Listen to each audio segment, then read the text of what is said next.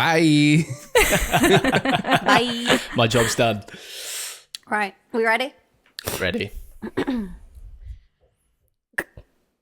Hello. Hello.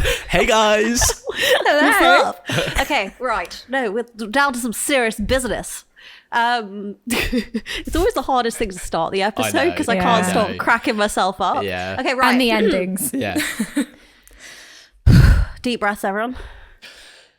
Lower the heart rate before we get up again in excitement. Okay, right. Hello and welcome to Fall Through, your source for deep conversations about technology, software, and computing. I'm your host, Chris Brando, also known as Scriptable, and Angelica did a really good introduction to today's episode, so I'm going to leave it to her to say that. But I'm just going to remind you all that we have bonus content for our supporters. This episode has quite a bit of that bonus content and higher quality audio. So if you want access to that, head on over to fallthrough.fm/subscribe and sign up today. If you aren't already following us on social media, please give us a follow there. And if you're watching this on YouTube, hit that like button and that subscribe button and notification bell so that you can get notified when we ship episodes. And with that, let's get into the show.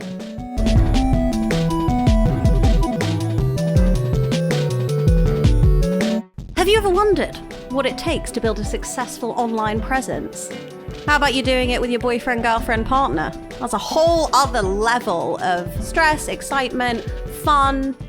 So in this episode, we're going to be having a conversation with Sophie and Rory of the Media Couple Podcast as they pull back that curtain on their current projects, starting a podcast together, sharing some of the really unfiltered realities of being content creators, getting your stuff out into the wild. What are the tools that they use? What is the tech that they use? How do they make sure it looks crisp, clear, shiny, and beautiful every single time? And how can you even decide what to talk about? Which I know we struggle with quite often. What are we going to talk about and how are we going to make people care? As always, it seems. Not sad about it. I'm happy about it. I'm joined by my gorgeous, talented, brilliant co-host, Mr. Matthew Snubria. Hello. How you doing today? Hello. I have to find new adjectives to describe you because I always say my lovely co-host Angelica, but now you're giving me multiple adjectives. I have to up my game now. Okay. I mean, I'll take it. Yeah, if you want to just my lovely, wonderful, amazing Angelica. Yeah. But I'm excited for us to chat about this today because we're going to be talking about tech, something you know about. We're going to be talking about podcasting. Well, you're here, so you know about that. And we're going to be talking about working with and creating a business with your spouse, which you also kind of know about. Yeah, I do. You feeling good? You feeling ready to dive in? I'm ready. If my wife were here, she'd be like, what are you doing? Why are you talking about me? Yeah, why are you talking about me? What are you doing? But it's going to be great. Awesome. Okay, so over to our lovely guests. Seems kind of meta to be talking on a podcast with other people on a podcast, but we're going to lean into it. We're going to make it work. So we're going to start with the lovely Sophie. So Sophie is a co-founder and producer at AFGP, which is A Few Good Productions. It's a social first video production company creating content for brands like Disney Plus, Nat Geo. She has a background in feature documentary production management. She kind of combines creative vision with strong operational skills. She's also the co-host of the Media Couple podcast with her husband, who we're going to meet in a sec, called Rory. Sophie, how are you doing today? Hello. Gosh, that is an intro, if ever there's an intro. Thank you. I'm good. Yeah, I'm excited to be here and talk all things working with my husband. No, he's great. I do like him. He can stay. Yeah, he's all right. He's all right. I like that. And and everything else, I guess, that goes with that. No, So, exactly. Well, speaking of your husband, we have the lovely Rory. I don't. Good. Give him a hard time. You got to try. I'm ready.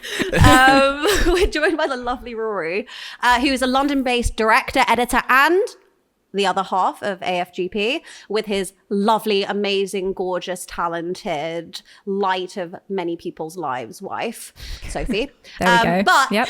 he's very, very skilled. He's honed his skills in broadcast, advertising. He's edited documentaries, commercials. He's also directed social campaigns for clients such as Disney Plus and many others. he's really good at storytelling and like meticulous detail, those tiny little sounds.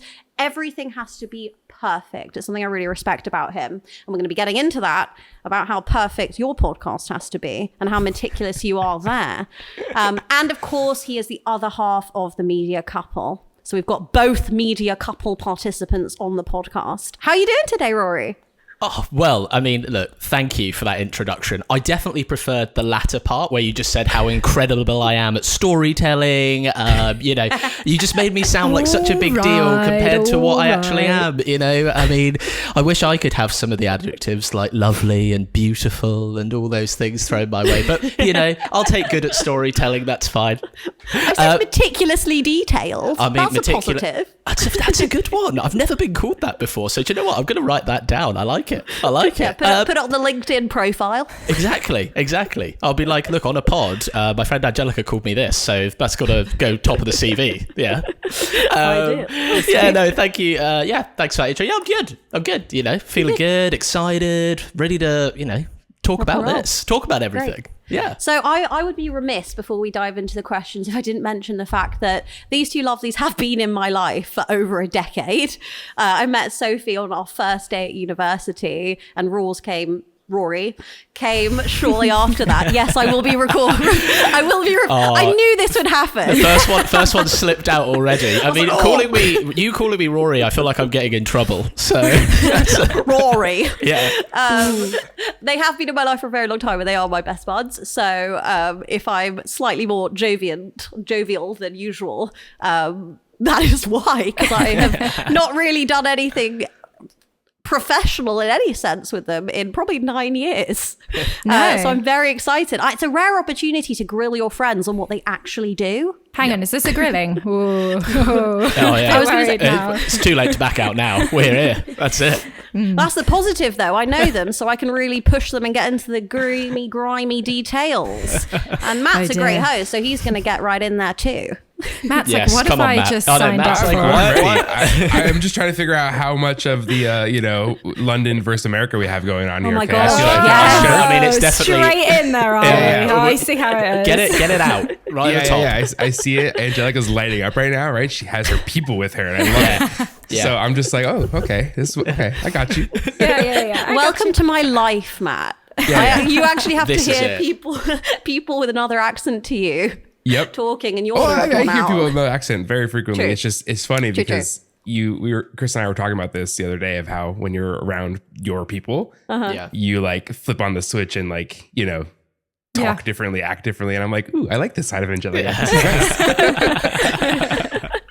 Yeah, So I like the guests on our podcast. Weird. No. Aw, thanks. And all the other guests were like, oh, she didn't like me. Oh, yeah. Oh, this is kind of awkward. How do we move past this now? Oh. Awesome. Okay, we're going to dive right in. We're going to start with the basics. Go on. What is the media couple? The Media Couple. Okay, so that is basically a podcast that Rory and I started January 2025, so this year. And it was basically came out of a place where the conversations that we were having with our colleagues, with our friends, with each other, were just all centered around media, things we watch, things we enjoy, but also, behind the scenes in the industry as well. It seemed to take over not just our lives in our, conversations when we're out having dinner with a friend. It was also taking over our lives in what Rory and I were talking about as we were sitting next to each other at the desk. Exactly. Yeah. 100%. So we kind of thought this was definitely something that a lot of people were talking about and our circle was talking about. So we felt like, well, why don't we just put this out into the world and see what's happening and see what other people think? Because I feel like you can always learn more from other people and other opinions, and the opinions we were hearing were all pretty much the same. So it was kind of a way to start a conversation, to hear not only other opinions but also share ours and get challenged or affirmed or one way or the other. So yeah, and that's kind of what we've been doing. So now we put them out every week, every Thursday, and it's just anything and everything related to media that piques our interest, really. Yeah. Yeah. I mean, just to add to that as well, I think creatively, Sophie and I have always worked together on lots of things, like professionally. And we sort of thought that something like the Media Couple would be another great tool for us to work creatively together and, you know, see if anyone found us interesting, I guess. Bit of a passion project. Yeah, exactly. Yeah. I mean, you having worked together for such a long time before starting up the Media Couple, was there any apprehension about starting it together? Not together, no. I don't think that's... Starting it, though. No. Starting it. I'd agree with that. I feel I personally, like Sophie's been my creative partner for so long that starting anything together never phases me, and it never really has. We just sort of have different skill sets that when we sort of come together to make something, we don't tend to get in each other's way a lot, which is good. I mean, obviously, Rory just tends to get out of my way. I do. I just am like, you know, I'm the Pisces star sign, so I'm just like, look, I'm chilled. Okay, I'm going to back off here. You know, my wife's coming. But like, fair point. But Sophie has a very particular skill set, and so do I. Which very particular set of skills. It makes me a nightmare to people like you. And I think that's why creatively, no, it doesn't phase us working like that. It's like what you said though. There was a lot of nerves around before we got going, right? Well, I think we are used to being behind the camera. That's what we've done. That's what our jobs are. So we both see what it takes to be on camera, and we both weren't going into this blind to that. We knew that it's not an easy task, and it takes a lot of belief, but also you have to have some charisma, you know, and that's not something that's necessarily, you know, built in. It takes time to develop that muscle. So starting was a bit of an experience. It took a few recordings to get the first recording. I want to just maybe we could just tell everyone specifically. I think it was like 15 really? recordings. Oh yeah. We've got so many dead podcast episodes that we're just like, this can't go out. No. When we're really big and famous, we're just going to sell them at a discounted rate. No, only on DVD. We're not. Yeah. With Rory's commentary underneath. That's it. Yeah. But yeah, no. So I think starting was difficult, but starting together, that wasn't hard, because we both have very defined. We've been doing this now. We've been running a business together for 6 years, so we know how to work with each other, and so that wasn't a difficult thing. Maybe it was 6 years ago. Yeah. But yeah, you know, it's second nature now. So thinking back to when you started and you did your 15 takes and then decided which one to put out into the world, is there anything for people who might be listening who are, ooh, I want to do a podcast. I want to give that a go. Are there any tips or things that you would give them to get that first episode out? Yeah, just accept it's not going to be perfect. It's never going to be perfect, and it's gonna suck. To be completely honest, yeah, it's not going to be great. Yeah, and that's okay.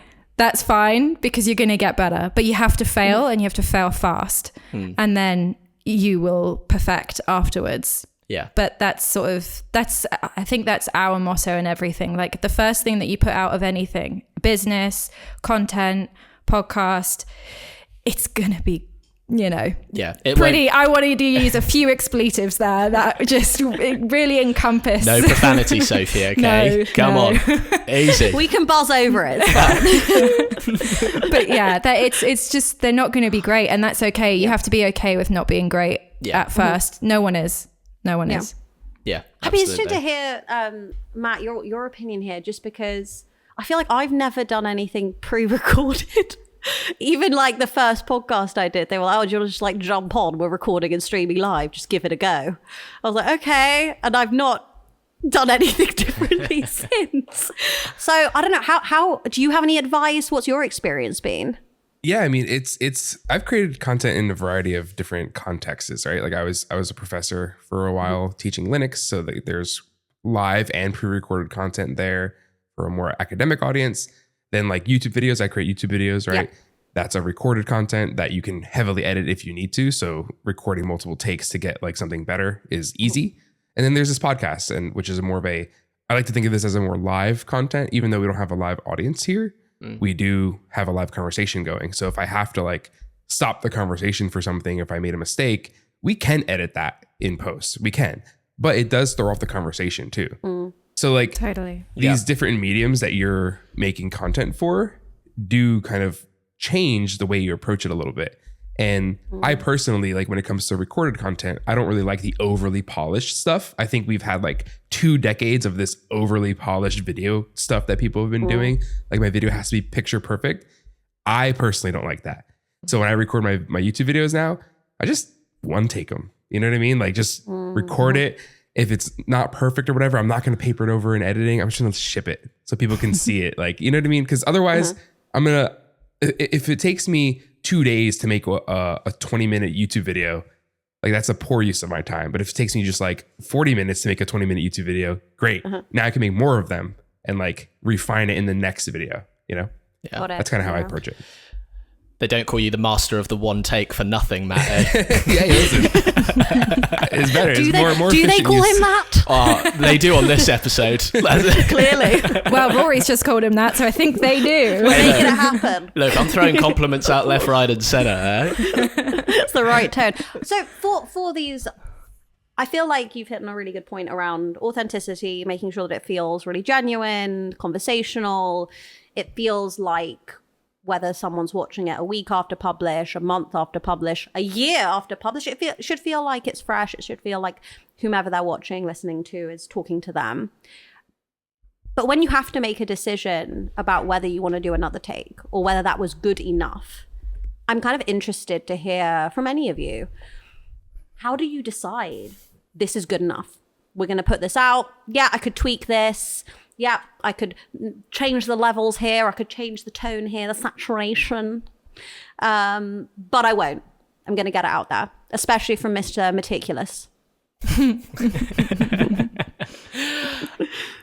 Okay, well, I guess I'll take that. Yeah, I think I actually like what Matt was saying about that. Like, I feel like on the YouTube space, right? Like when you're making content in that area, people do prefer it if it's quite raw, quite unpolished, just really true to the, like, you know, that's why people like vlogs and things like that on YouTube, because they aren't that polished. They aren't heavily scripted. It's just, they feel like they're in your space, in your life, which is amazing. I mean, I do a lot of editing, as you guys are aware of. That's mainly what I do, where my whole job is polishing a film before it ever gets seen by anybody, right? And in some cases, I mean, it's funny, like if you're doing stuff for brands, like in advertising, that's something that they always want, right? They want the product to look the best. They want the lines to be the best. They want everyone to look pretty and everyone to look great, which to a certain degree, I'm like, okay, yeah, like I get that, because they're trying to sell a product and, you know, they need it to look amazing to the audience so that they're like, oh, look, if I get that product, you know, I can look as amazing as them, or I can feel like that. But I definitely agree with the fact that different editing sort of tools can be used for the different platforms you're going out on. So yeah, no, I get it. Yeah. It was a bit of a learning curve for us when we started the podcast, because we're not used to putting stuff out that's not perfect. Yeah. Right. So that was definitely, I'd say, the most steep learning curve was that okay, hang on.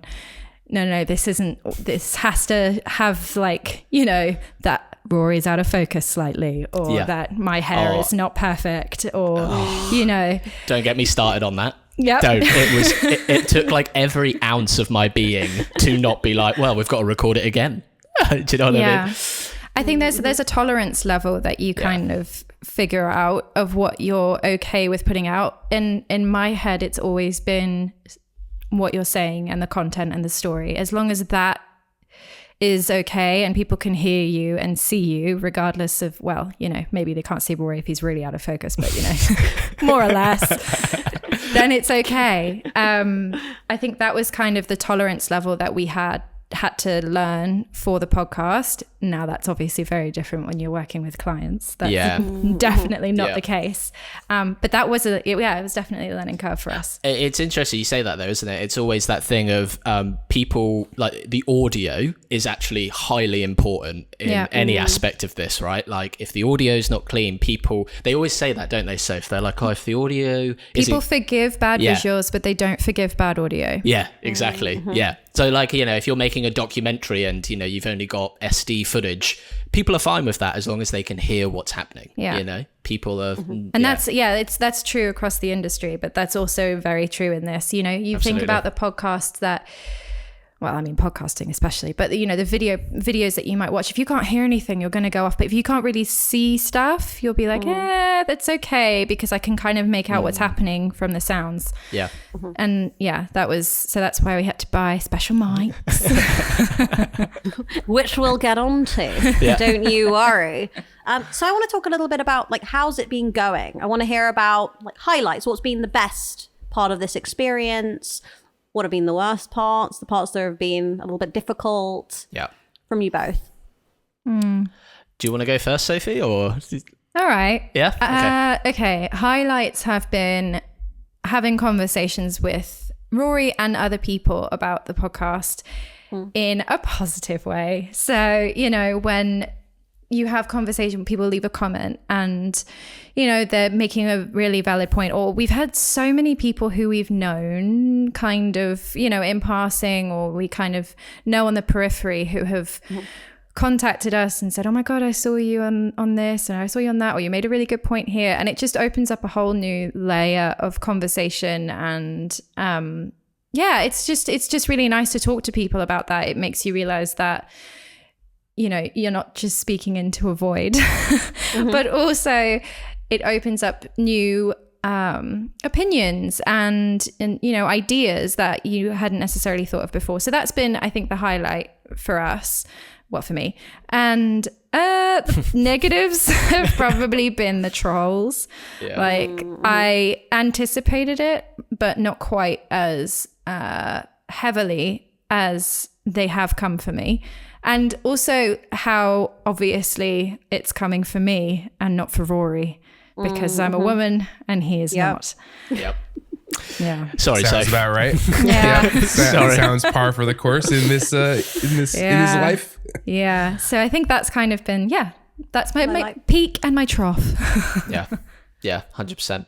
I mean, in terms of me, I would say, I've loved like creating the content for it. I think it's been really fun. Like we post lots of cut downs across all of our social channels. Sometimes I'm like, oh God, I have to make like 7 million more cut downs, and like I just don't have it in me. And Sophie's just like, yeah, but you're an editor, you should just do it. And I'm like, yeah, but I can't edit all the time. And she's like, well, yes, you can. Yes, you can. Yeah, because I've said so. But I really like creating the content. I like listening back to our podcast and being like, this is good, this is unclear. What will make for a good cut down as well? That's something that we've like quite enjoyed. Normally we found asking your audience a question and then trying to get people to just communicate with you, and it's lovely when those comments are like positive and they're like actively engaging in the conversations that you're trying to have, and yeah, that's been my favorite part. And then the most negative has been like the trolling stuff, I guess. But I think you're never gonna escape that, are you, on social media? But as Soph said, unfortunately, a lot of them are aimed at her. I did have a few. But you did have a few. Yeah, not as many as no. Soph, unfortunately. I got told I have to divorce Rory. Yeah. It's like, okay, cool. Never met you before, but thanks for the note. It's just funny, isn't it, how some people make comments like that. But that's we put it in the back of our minds and we forget about it. The only other thing I would say on that as well, just as a thing, is that like you're always your own sort of harshest critic, like not overanalyzing things is something that, like myself, where I'm like, I just need to not worry and just put stuff out there, and if it doesn't work, it doesn't work, and if it does, amazing, So how do you take that kind of inner critic and kind of silence it? Like, how do you deal with that? Because I'm sure it's something that a lot of people deal with. It doesn't necessarily that you have to be doing a podcast to have that inner voice being like, oh, could have done better. If you're presenting in a meeting, if you're creating a piece of art, if you're playing a football game, like that, people struggling with feeling like even if they aren't getting any negative critiques externally, internally they are from themselves. Like, how do you deal with that? I mean, I don't. Not the best. Not well, okay. I mean, for me, like I like to sometimes like we when we get like hyper sort of granular with things, don't we? And we think that our universe and our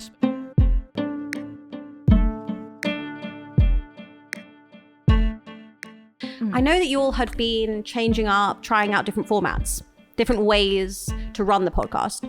So I would love, especially for those who currently have podcasts, they're thinking about switching up the format, the way they're approaching the dialogue, the format, where you started, and kind of some of the things that you've learned, some of the things you've tried out in terms of format, either that you're currently trying out or you've tried out and they haven't gone well, or they have gone really well and you're like, we're going to stick with this. This is great. Because I think it's something that I've seen you do that's been really effective. And it's something that when we talked to another guest about his kind of social media, his streaming, it was something that he also did, which was not being afraid to go, this isn't working. Yeah, I need to try something else. Yeah, definitely. I mean, I think you always have to be iterating. Ultimately, we live and are in an environment, social media, where it's changing all the time. If you're not changing with it, bye-bye, you'll be left behind, you know? So I think there's that element of it, which is if you're going to start anything or do anything in this space, know that you are always going to have to be reinventing yourself and reinventing the content and how it cuts through. That's just a given. So starting from that space, then also remembering that the first thing you start is probably going to be pretty bad. So you're going to have to improve it. You're going to have to change things in order for it to get better. To me, it was kind of like a no-brainer of course we're going to have to change things up and we're going to have to test. You know, you wouldn't open a business without testing if there's a market for it. You know, you want market validation before you do it. It's kind of like you're in that market validation phase until you hit the thing that works. And then you're like, oh, this works. Cool. Now I'm going to use this and then test the next thing. That's kind of how I think about it. And it's like a step-by-step process of every time you hit on something that works, use that and then go to the next thing that you think you could change. It's kind of basically it. And I mean, that's why we've changed branding, we've changed formats, we've changed the way that things go. We're just looking around, we're changing how Rory does the cut downs. Well, did change how he did the cut downs. He's figured that one out now. Oh, yeah. So, but you know, mastered it. The master of the cut down. Bam. But yeah, I think that's kind of been our philosophy. And we're still changing. I mean, in a year's time, I hope we're not doing the same thing that we're doing now. Because if we are... We're not listening, I think. Yeah, because that's the thing. I mean, I like what you said there. Like we started the pod with just like even our artwork for the podcast, right? It just was the media couple sort of text. Our faces weren't on it at all, right? And we were like, and I think there was a level of that where we obviously loved the design we made, but then it was like, oh, actually, maybe we're a bit nervous to put our face like all over these platforms because we're not people who are, you know, the face of things. So now we have to be the face of it. We were like, okay. But then we started looking at the podcasts who are similar in our genre that were growing and changing. And we were like, we've got to put our faces on there. Because then, like what you say, there's that human element, right? Where people are like, I want to see the person I'm listening to, right? What do they look like? That makes me more engaged in a way. So that we changed that up, which, you know, I think has helped us a lot as well. And just as we've gotten more confident in the space, you know. Oh my God, you have a dog, Matt. Sorry. No, it's okay. I have two. They just swap out every now and then. Oh, I love it. Super cute. You couldn't have heard it because good audio setup. My wife came home and the dogs are barking and whatever. So, and I keep myself on mute when things happen like that. But yeah, I have doggies. Which, not, and I am not forcing this, but legitimately, I feel like at the beginning of the podcast, you had more Daphne action. For those who don't know, Daphne is their wonderful, cute doggy who has seemingly been a guest appearance at the beginning and then never seen again. No, she is in there. It's just very hot at the moment. Yeah. So she's decided the best place for her to live is underneath the sofa, which does not tend to show on camera. She is there though, but she's just, in the winter, I think she'll make another appearance again when it's nice and cold and she's like, oh, I need someone to snuggle to. Absolutely. Okay. Ebbs and flows. Y'all brought up good points about the changing your strategy, right? Because we all know every social media platform, the goal is to get engagement, right? Their goal is to get engagement so they can promote your content and then you can get some monetization from it, blah, blah, blah, blah, blah. So whatever your goal is, if your goal is to monetize, the best thing you can be doing is playing the game that these social media platforms want you to play, right? YouTube wants you to do shorts and, vertical video is better than horizontal video and so on and so forth, whatever sort of tricks there are. But you also have to know your own audience because depending on what content you want to make, right? Even if your goal is monetization, you still want to know your audience because your audience might not like that content, especially for whatever topic you're talking about. And I find myself struggling with that too, because on one hand, I want my content to reach more people, but I don't necessarily want to do the little hacky things to get there either. I don't care for YouTube shorts, right? It's just, I don't like the whole lack of attention it brings to people, right? It kind of encourages this sort of shorter attention span thing. I don't like that. And the content I'm creating is meant to help people, not to game the system and get more clicks. So it's there is tension is what I'm trying to say between what you want to put out and what the platforms kind of almost forced you to put out to stay relevant so you don't get left behind. And I don't like that tension. No, it's such a good point. I say to Sophie quite often, like I said earlier, people on TikTok and YouTube and things like that, they love when you just ask a question who's your favorite actor? And then you're just thousands of comments, and then they start arguing in the comments, no, obviously Matt Damon is better than Brad Pitt, obviously. There's all these things. And, but then me and Sophie, I'll be this cut down though, look, Soph, I made this and it's a really quite filmy thing that we're talking about in our own space. And Sophie's sometimes it's it's too intellectual, or it's too it's too in our own world, but you're but I feel like it would be better, and I feel better about putting that type of thing out. But we always have that back and forth of what makes a good cut down or what makes something interesting. Because obviously for us, right, the cut downs is how you're going to get to the main video. So that's the funnel, right? You need to be interested in have how many touch points it is, 7 or 8 touch points with someone before you're even going to buy from them. Well, I kind of look at it in the same way. We need to have the same kind of touch points with us, with our cut downs before you're going to go and click on our full episode. It's kind of how I think about it. So Rory and I always have these conversations of but if they're just going to, we don't want to put something out which is too broad because then they're going to come on our full podcast to be like, what? This isn't what I wanted, because we're not just talking about who our favorite actors are. But then we also don't want it to be so unrelatable and so niche that no one's going to listen. So it's this sort of yin and yang of and then also it has to be what the platform wants. So yeah, it's this yin and yang of we need to serve our audience, we need to serve the social media platform that we're working on, and we also need to serve the podcast and our goals. And it's balancing the three of those is, I think, the game. And I think that's what makes it challenging. Yeah. But exciting. Yeah. So as you're thinking about making sure that it is interesting, as you mentioned, it gets more people watching your videos, listening to the podcast, who is your audience in your mind? And has it changed since you started? Yeah, it's changed. It has changed, yeah. It's changed. I think we are discovering our audience in real time. Yeah. We had an idea of who we wanted and what we wanted to, or what kind of an audience we wanted, and then we're very quickly humbled. And we realized, okay, no, actually the people who are engaging are this type of person, and they're asking these kinds of questions, and they are engaging in this kind of a topic. Not all within the world, the niche that we're in, but it's definitely, I feel like we're still learning about our audience now. I don't feel like we've necessarily hit that sweet spot where we're we know exactly what you're going to watch. But I don't know if you do ever get to that point. I don't feel like you do ever really get to that point in traditional media either. You kind of, yes, you know who your Daily Mail viewers are going to be, but you know, you're also going to get some rogue people in there too. So it's kind of, it all changes. And I think, yeah, we're kind of figuring it out as we go. I don't know. What do you think, Rory? Yeah, I agree. Like we did, like this enlightened me massively into who our type of audience was. We did one cut down, right, off the back of an episode where we talked about Technicolor closing down, and we did this one cut down, and I said to Sophie, I was like, oh, it's quite like, because we went quite into it, quite filmy, quite media-y. We talked a lot about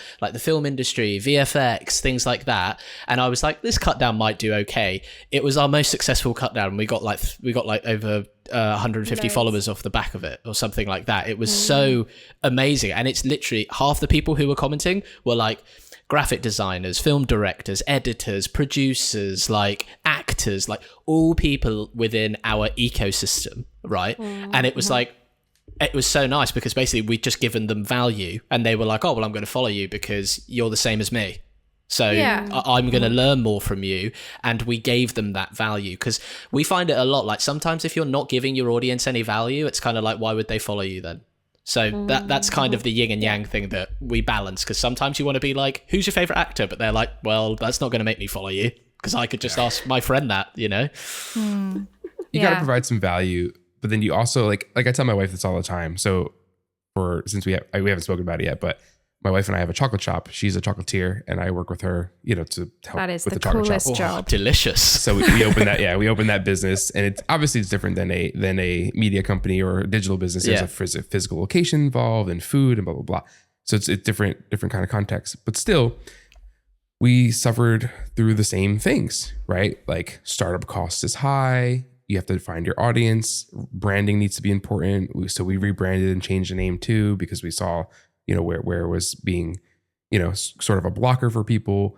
And then on the audience side, you have to know what product you want to sell, but then also you kind of have to tell your audience what they need and what they want. There's a little bit of aspect to that too. You can't just like say, oh, I'm going to make content and want them to come.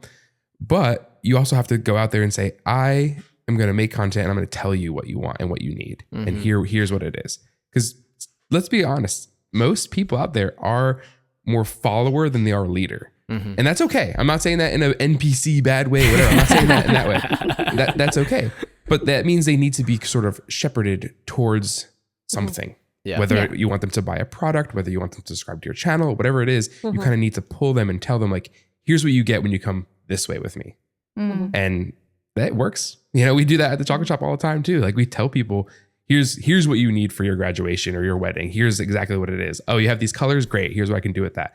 And works so easily versus like trying to convince them. You just tell them. Yeah, totally. 100%. Yeah. Right. So fall through listeners, we're about to give you a really great piece of value. Rory and Sophie are going to tell you exactly how to engage your audience on a podcast right now. Right. So this is the value proposition of this entire podcast. So it better be good. Oh no. Sophie. Yeah, Rory, do you want to take this one? Look, Angelica said Sophie first, so I like ladies first, I think I don't know. Oh God, that's the question, isn't it? I think if everybody had the answer to those questions, everybody would be doing it, right? I think there's an element of in terms of how you build value or how you give value, it's going to be entertaining, or it's going to be funny, or it's going to be educational, or it's got to be newsworthy, so thinking about how you serve your audience in one of those ways, and how you're making sure that your content isn't just, this is what I ate for lunch today. We've got to have some more interesting things than that. What did you eat for lunch? All right, you cooked my lunch for me. Thank you very much. But do you have to pick one? Like I've seen people who I think you have to pick a niche. Okay. Yeah. So you it needs to definitely either have to be pick a niche. educational or funny. No, you can mix the two. I think of it like this. Like think about the types of content that you enjoy watching, right? It's generally not going to be really broad. It's going to be stuff that you're really like this is weird that I like this, but I like this. You know, it's Pickles. Yeah, but like it's that you think about the type of content that comes up on your social media and the types of people that you follow. It's very specific to your tastes. That's because that content creator has found their niche or niche, I think, as you might say in the States. I say niche. Oh, I don't know if these Americans do. I don't know. Okay, These I just Americans. wanted to check. You know, but you niche down to a point where it's, you know, you're talking about something really specific and you're serving a specific audience. Now, how you serve and how you give that value is up to you, but that you're making sure that your content is always focused on that same type of thing. You know, like our niche, we work in the industry, right? So what we're talking about is the sphere around what we work in. But there are elements which are a bit more broad, but the core of it is we work in film and TV, we run a production company. So everything that we're speaking from comes from that place of where we can give value either by showing you what it's like behind the scenes or talking about or teaching you something. If we were to just be like, we're going to talk about anything and everything related to TV and film or media. And we're going to talk about the color blue. Yeah. Okay. What's everyone feeling? You know, but I think that also comes from, you know, just trying and seeing what works. That's what I was saying earlier, you know, having that iteration and understanding that, oh, okay, my content needs to be more interesting because nobody's watching past 30 seconds. Yeah. Yeah. You know. Well, I, for one, I'm only going to continue to be a listener to the Media Couple if you continue doing the quizzes at the end. I was very upset. Oh, the when Rotten you- Tomato game. I'm running out of Rotten Tomato Would you films. like to explain what Rotten Tomato is? Go on, Rory. Okay, basically at the end, and this is just something Sophie invented just to quiz me more, just to make sure, you know, I'm listening to her and all those type of things. Basically, the Rotten Tomato Games is a segment that we have at the end of our episodes, where Sophie has a list of films, and I have to guess the audience score and the critic score. Normally, like, we keep it in the realms of whatever we've discussed that episode. So if we've talked about action films, we're going to do, you know, the Bourne films, James Bond, things like that. And I have to guess which one, you know, if an audience score and a critic score. Yeah, it's an elusive game. It appears in some episodes and doesn't appear in others. But, you know, it's a fun little segment that we enjoy and we talk about it. And yeah, I like that segment. Oh, but I yeah, love it. Yeah. Need to bring it back. So what was the reason for removing it? I'm interested just because as a listener, as a watcher, I felt really engaged by that segment and I wanted to watch till the end with the promise of having the Rotten Tomato game. So I'm interested, was it you just experimenting with a different format? I'm interested just because I think for those who podcast themselves, who might be thinking of starting a podcast and thinking about what format should I do? I think that kind of gamification, that kind of fun little segment, here we have unpopular opinions, that kind of incentivizes people. You get to the end, if you do listen till the end, you get this fun little game, this fun little unpopular opinion segment. Why you thought you wanted to take that out? And maybe it was, I'm just one listener, maybe I just love Rotten Tomatoes and no one else does. No. I thought I wanted to take it out and try a more serious tone. So if you notice the episodes that we don't have it in, the tone is more serious. We're talking about more serious things. So we've been playing around with the tone of the episodes for a little while now. Serious, funny, lighthearted, or a little bit more, not necessarily jokey, but just not quite so, you know, a bit light, jovial, I suppose. Highbrow, lowbrow, you know, all of the above. All the brows. Unibrow. Yeah, unibrow. Exactly. And the Rotten Tomatoes game is obviously a game and it's light. And so I wanted to, I think the first time we took it out, we took it out because we were talking about something that was quite serious. And I felt it was inappropriate to have a game at the end. We were talking about serious. mass redundancies in the UK in the film and television industry.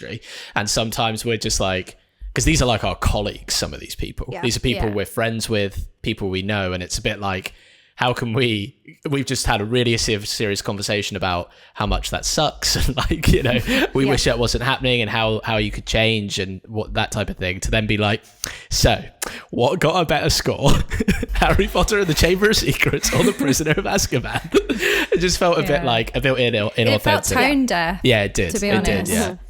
Yeah. So that was the reason for that. But it's interesting, ironically, the episode that I think we took it out in was the adolescence and the industry is dying. Yes. And that episode is by far and away the best episode we've ever done It's the in best terms of performing numbers. one. Yeah.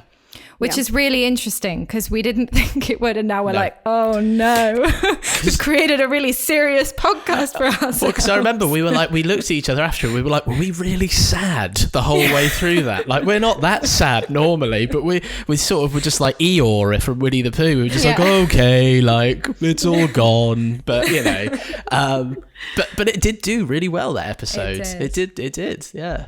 So it's interesting, but those numbers, we're looking at the data, and I think as well, you look at that data and you go, oh, that's it, but is that what I want to be doing? You know, is that what I constantly want to come on? And, you know, one of the reasons why it probably did well is because, you know, online social media, if you've got something huge that's happening, or you've got like an insane story or something incredibly like, you know, sad that you're talking about, it's going to get more views, engagement regardless.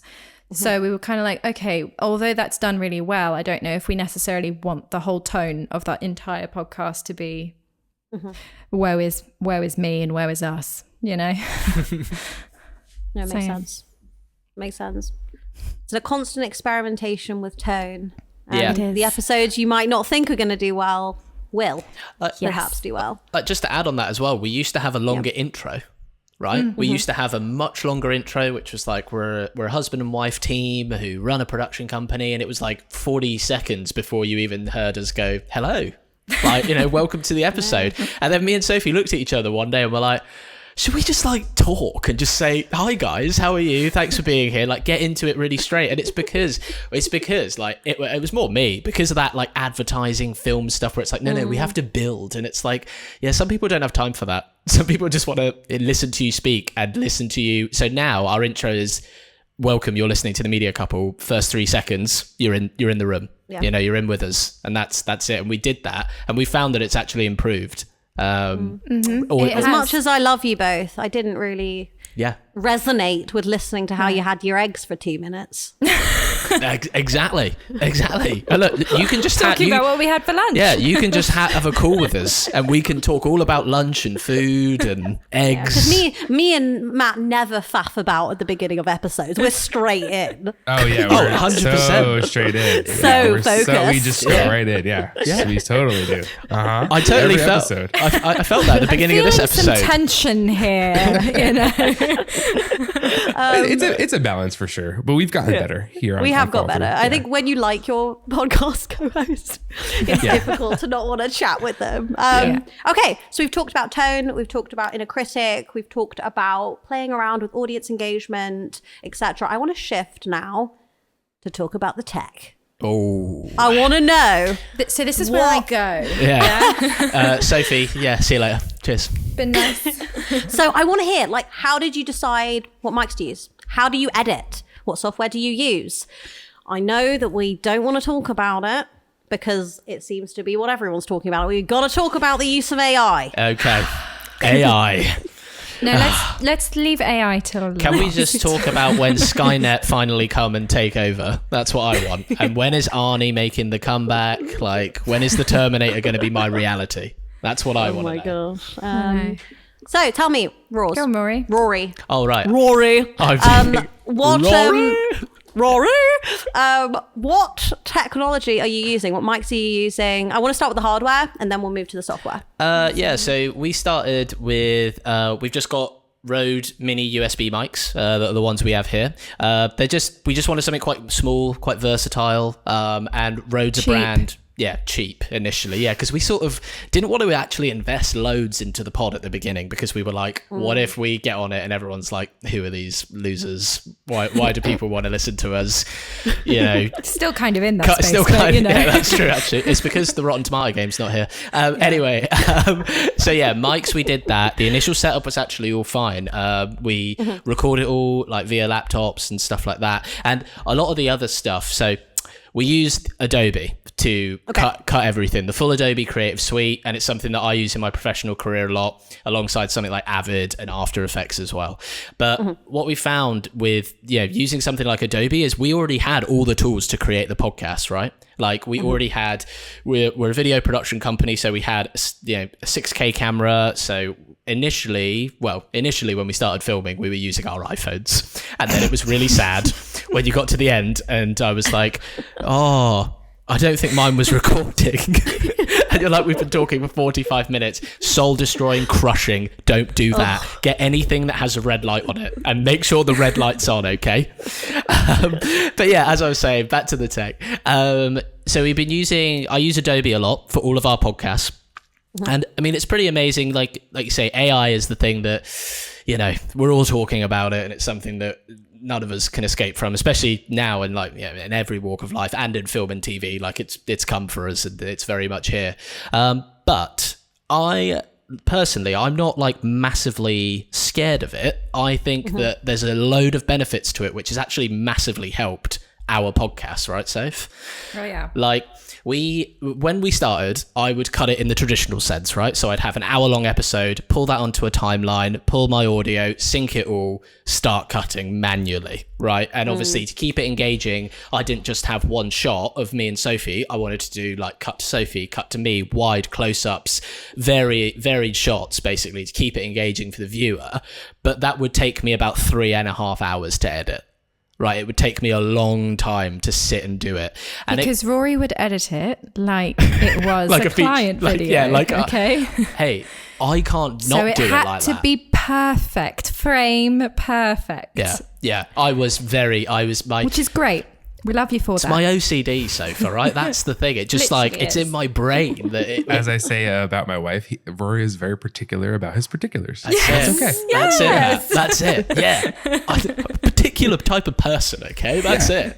But it is pretty cool. Like we bought this, so I looked into it and I was like, how do I reduce the time? Because recording the podcast is, you scripting it, coming up with ideas, then recording it, and then getting it into post and getting it out is quite hard. And I was like, we'd committed to a weekly release, right? Yeah. So this sounds familiar. Yeah, exactly. A weekly. Wonder what's that's like. Yeah. A weekly release and cut downs every single day to promote the show. So it was like 30 to 60 second clips all the time, constantly pushing out content.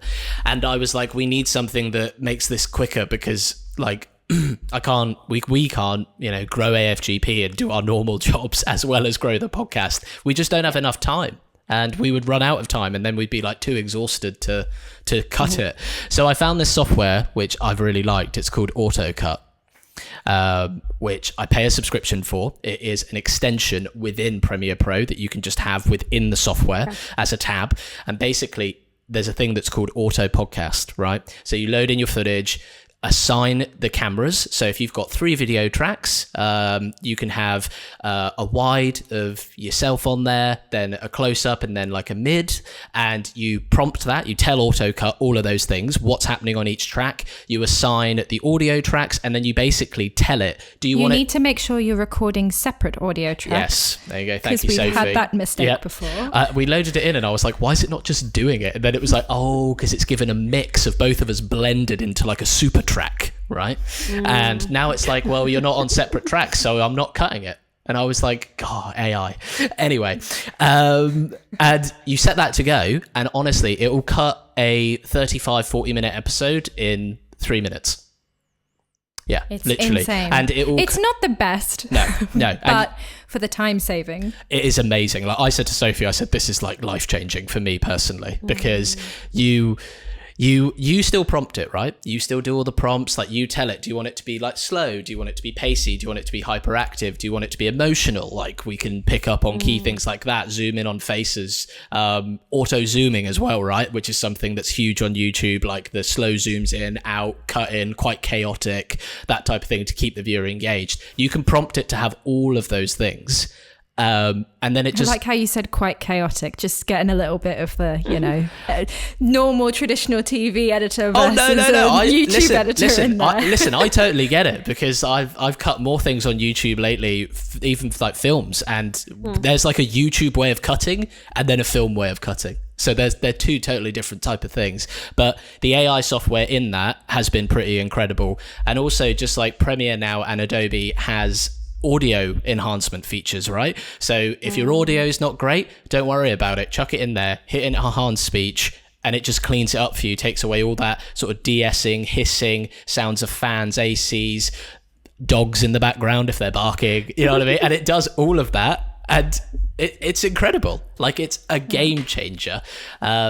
Time-wise, yeah. Because at the end of the day, your main focus, I think, and what I've always preferred is like, you want to give your podcast lots more time at the start. So you want to be like, great, I've obviously put loads of effort into scripting it, understanding the episode, and then recording it is hard because you've got to set it all up and then hit record. But then I always wanted the post process to be a bit more seamless and just a bit quicker, because it kind of has to be. And that's the same, by the way, in that same tool, AutoCut, you can show it your full 30-minute, hour-and-a-half episode, whatever it is, and you can tell it to find the best viral moments for TikTok and YouTube Shorts, and it will pick them and give you a list of like 20. I know, Sophie, I'm going to come on. I'm coming on to that. I see Sophie's face like, I don't know about that bit of it. See, this is the point of contention between me and Rory, is that sometimes the viral moments it picks are just not very viral. Look, they're questionable. Yeah. Okay. Yeah. Like, the AI hasn't AI'd enough and listened to us in some scenarios. But like, it can be really good in the fact that, say, if you didn't have the time, it will just find like 15 or 20 bites for you, and then you can go in, and it gives you them as a script, right? As a text-based editor. So it's like, this is what you said at this time code. This is how you said it. This is why we've chosen it. And it gives you a reason why they think it will work. And the captions, right? Captions as well, right? Like, I've pre-made the captions, so now it just auto transcribes the sequences, gives me subtitles that are very engaging, and I just post all that content. So it's like saved me so much time. So it's an amazing piece of software. Like a day's work. Full day. Yeah. Full day's work. That's awesome. Yeah. I want to kind of double click a little bit into the prompting, because I feel like whenever I'm working with AI tools, getting the right prompt language, framing to make it do what you need it to do has been something that, for me, I've had to really learn. And different AI tools, different prompt language style. So I'm interested to hear, as you're working with this tool, have you had to have that kind of change in prompt style? What is the right style to communicate with this tool? Does it give you a guide? Like, hey, this is how you should prompt me? No, it doesn't give you a guide. I mean, to be honest, like, it basically just depends on you. So it doesn't actually have that many features in it, right? You can do something slow, you can do something pacier, and then you can do something which it calls hyperactive, right? Which is like how it's going to cut the videos for you, right? It's on like a sliding scale. Exactly. So you can kind of pick how you want it, but there's lots of features you can choose on how you want it to be cut based on how you would normally cut any. It's a very editory tool that speaks in editor language, if that makes sense. There's like two types of the way it edits. So it'll edit based off of text. So it will like read, obviously transcribe the sequence, read it and be like, look at the most crazy thing you've said or the most viral thing you've said, and be like, okay, that's how we're going to cut it. We're going to cut it based on language. Or it will look at how you look in the frame and cut based on emotion. So let's say if you laugh a lot or if you cry or whatever, it will be like, oh, we can cut it based on that as well. So would you rather we cut this podcast based on your emotional responses and your facial features, or would you rather we cut it based on the language you're using? Yeah, exactly. So yeah, I mean, in terms of prompting it kind of just depends. And that is, to be fair, I did use another one, which I do understand. I used another one called Firefly, which was also an Adobe extension, but I just preferred AutoCut. I thought the way and how I had to prompt Firefly was just a lot more difficult. I just needed something a little bit more basic. Got it. So you are a very creative person, Rory. Like, you have your own artistic flair. One might say. What can I say? No man is an island. Yeah.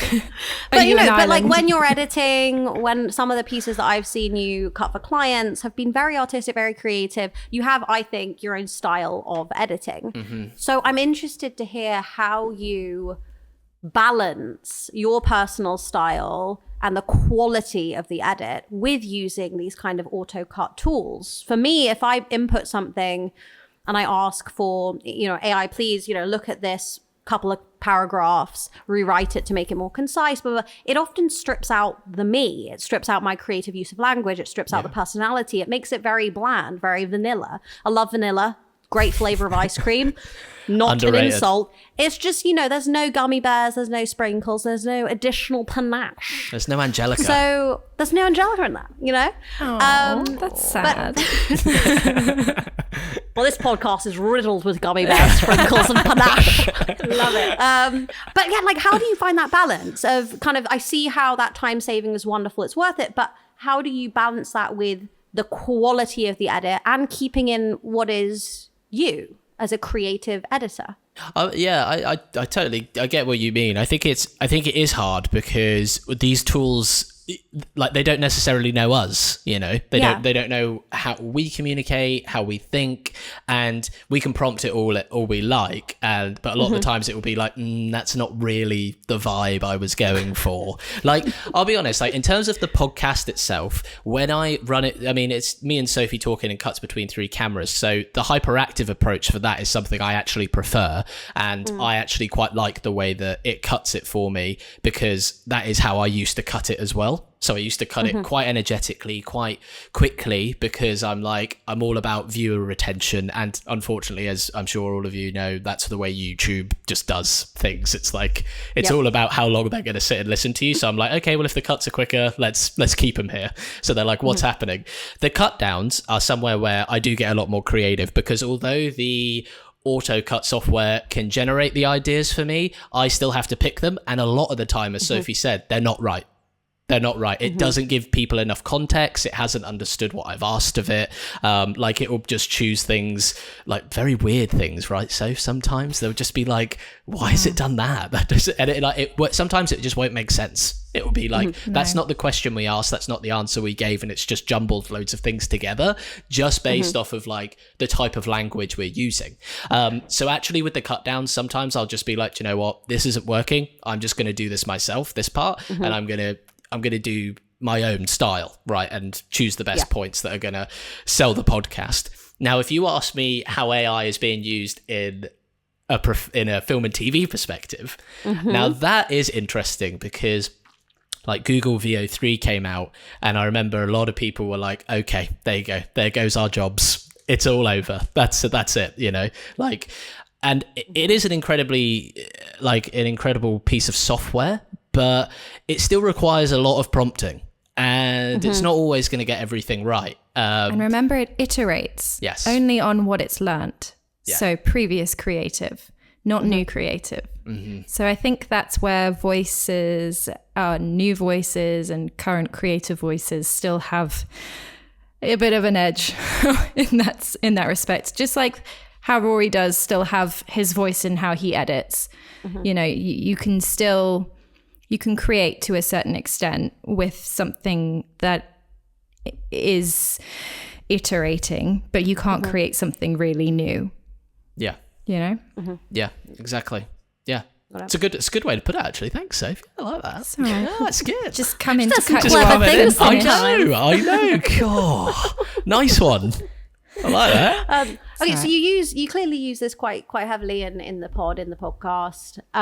Do you use it in your professional life too? Like, do you use this to cut client No. work? Okay. No. So like that's where I think its limitations would be. I think if I ask something like auto cut, like especially because I make a lot of documentaries, I cut a lot of documentaries, and it just wouldn't understand. It would cut it in a really strange way. Like it's all too jumbled, because a lot of the time with like observational documentaries that I cut, we're in loads of different locations talking about loads of different points, and then we have to listen to hours of footage, sometimes hundreds of hours worth of footage, and then be like, okay, we're gonna create the best storyline based upon the text.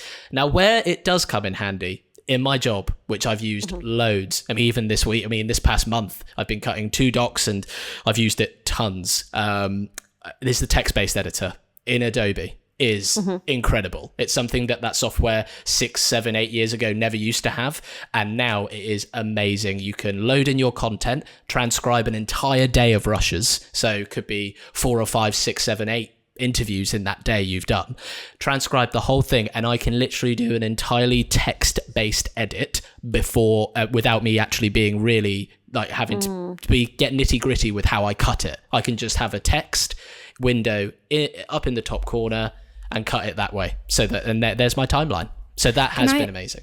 Can I just jump in here? Because I think it's also important to contextualize what Rory's just said, in that 7, 8 years ago, that job would have been a junior's job, right? To transcribe, to write all of that out, that's what Rory would have been doing as a junior. It's what he would have been working on. It's also how he learned. Yeah. So there is, I don't want to be the Debbie Downer over here, but there is one side of it as well, which is great. You'll learn, it's saving so much time, but the cost is the more entry level or junior jobs where you really learn, you cut your teeth, you get to be around and experience, things that everybody has to go through that stage. Those jobs are becoming fewer and further, far between, which means that we are eventually going to get to a point where we're not going to have as many people in roles like what Rory's doing now, because they weren't able to learn because these tools are taking over. So we do, I think, have to just remember that whilst there is a positive to this, there is also a negative, and we can't really ignore one or the other. Yeah. I know, Matt, we've chatted about this in software engineering. Pure vibe coding, and these more junior engineers have no idea what's going on. Yeah, I've been thinking about this from the perspective of, because people are saying now, oh, with AI, taste matters, right? Now, the people who have the best taste are going to be the ones that can like make AI work best for their field and their domains. And I'm like, I don't know. You've had taste before AI and you didn't use it. So what makes you think you're going to use your taste after AI? I don't know. But then also, to your point, Sophie, about these roles were typically done by people that are earlier in their career, and they can be around other people that are more experienced and learn. And that's kind of how you develop your taste, so to speak, right? You are sitting there next to an experienced person, and sure, you're doing more of the grunt work, but you're learning by osmosis by just being in the room. And you're like, wait, I don't really like the way that they cut it. Or like, oh, wow, they cut it in such a way that I wouldn't have thought. And you are developing your unique taste. Then when you go to become more experienced, you bring that to the table and you have your own unique mix. With this whole like AI first world, we're kind of all converging to the same tasteless work in a sense. You know what I mean? And those who have had the privilege of being in a field to develop their experience have like kind of an upper hand, but those that are trying to enter the field using AI, they're just going to be just like everybody else. Yeah. And that kind of sucks. Yeah. Yeah. I totally agree. And I think you've also, like I was saying earlier, how AI is iterative. It's based on past work. It's not new. So if you're only ever using AI and you're only ever creating an AI, you're not actually creating anything that's uniquely you. And you don't really ever develop your own taste or creative or, personal style. Because how can you when all you're doing is recreating something that AI has already learned from somebody else? I think as well, like I do agree. That was deep. That was like quite meta. I was like, whoa. I had to sort of just sit back a minute and be like, we get deep on this podcast. I get it. We feel similarly. I've fallen through, Yeah, you fall exactly. I do also agree that, like, I think people will miss the human element of stories, and I think people miss the human element of interacting, you know? Like, But that's also why authenticity works now. yeah, exactly. Yeah, and it has to human. tie into like your brand's DNA, right? Like it has to tie into that, because if everybody's telling this, and I see this in the tech industry, oh my God, it's right now, content in the tech industry is garbage. It's Okay. like all reaction content about articles and like whatever, and everyone's just recycling the same thing. You know, like the news cycle just is the same thing from 5 different people, but they're all saying the same thing, no unique taste. And I'm like, this sucks. Like, I want to hear what you have to say about these things, not just like a rehash of some article you're reacting to or something that was said 5 times already in the official like news sources for it. Like, what's your unique perspective that you're bringing here? Where's your brand? Where's your voice? Where's you? And it's like, oh, you don't have one. You don't have. Yeah. That's why I don't find it, because you don't have one, or you do have one, but you're choosing not to use it because you're trying to like game the system and be super optimized for the social platforms that you're operating on. Either way, sucks. You know what I mean? Because now I as the content ingester, right, the person who's like consuming this content, the consumer, now I have. Like it all just sucks to me. You know what I mean? Like all this content is the same. It kind of sucks. And I'm just sitting there like, why am I watching this again? Yeah. You know, like I expected something new, but I didn't get anything new. So I guess the question here is like, we talked a bit about branding before, but where do you kind of like start here? You know, like we've talked about pivoting your brand or whatever, but what are some of the signals you use to build your brand? And like understand what do I like? What do my users like? What makes it memorable? Why is someone going to click on me? Like what do you do? Because I have things on there. Yeah. How do you I have stop perspective people of just this. watching the podcast and going, oh, it's just another couple talking about some stuff? Yeah, exactly. Exactly. Oh, they're just rehashing the Like, same how do you thing. make Yeah. it feel like unique? Like, oh, okay, Sophie and Rory's brand, the media couple, is different from any other couple-based podcast that I've seen. Well, thanks. Thanks. It was a question. It wasn't a. Right. It wasn't a compliment. It sounded like a compliment. I was going to take it. You can take it as a compliment. So Yeah, sad. you're definitely the only couple-based podcast that I listen to. That you said, yeah, exactly. No, there we go. Good answer. That you know. I think it comes from starting with what's real. Yeah. Right? Starting with something that's real to you, that you're having a real conversation about in your real life with other people, right? Not trying to be somebody else, not trying to copy what somebody else is doing. Because quite frankly, if you're copying what somebody else is doing, you are never going to win. Yeah, it's never going to work. They will always be better than you because you are just a copy.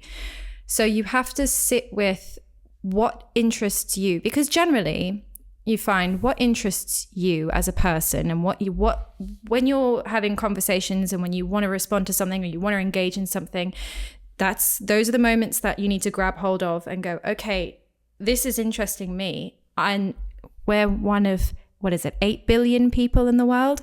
There's going to be somebody else out there. There's actually going to be quite a few other people out there who also want to hear what you have to say, because they probably think the same way you do.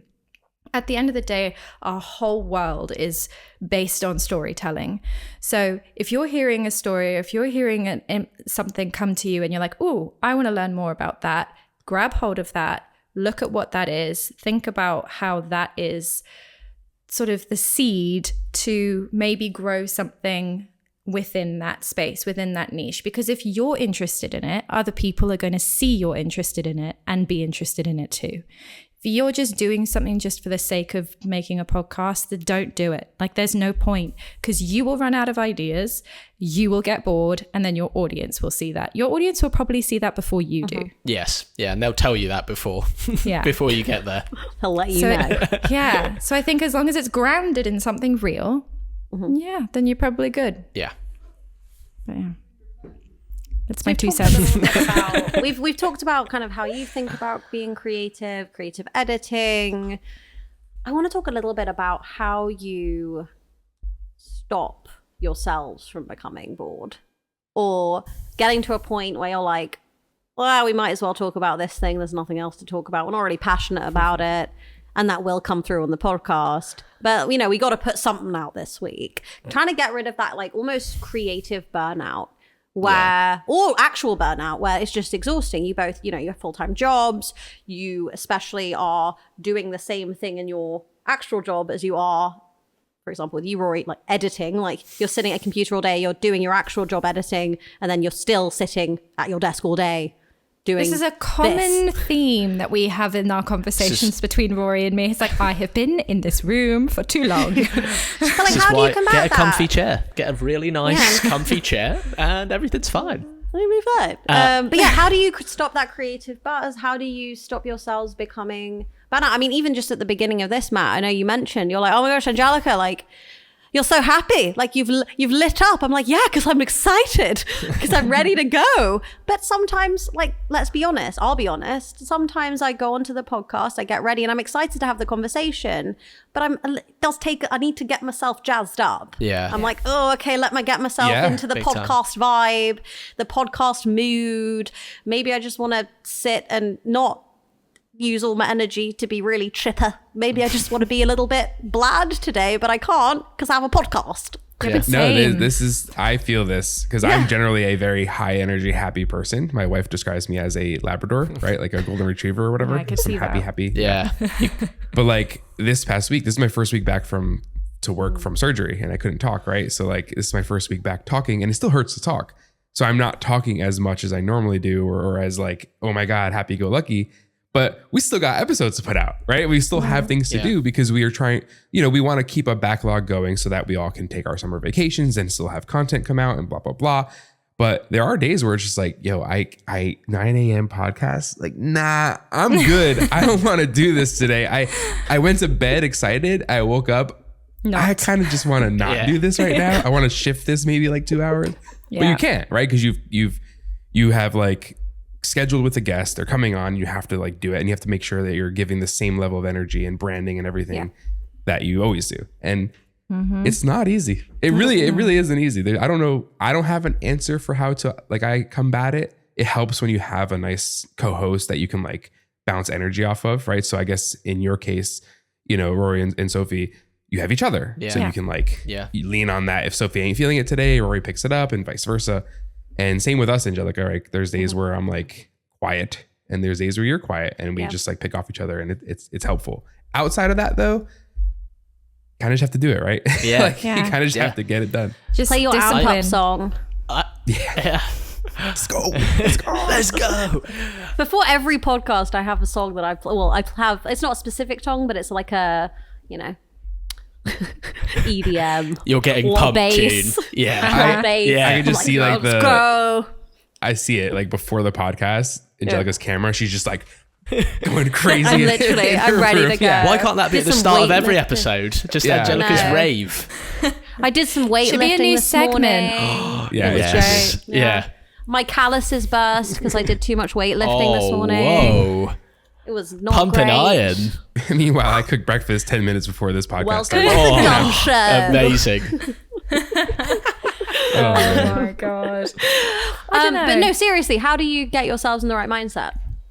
I mean, I actually really like what Matt said. I think it's super. I think if I was doing this alone, I'd be like, wow, like this is hard. This is so much harder, because I think having someone there, a co-host on a podcast you can lean on, is like you're so lucky to be in that position where you can lean on someone.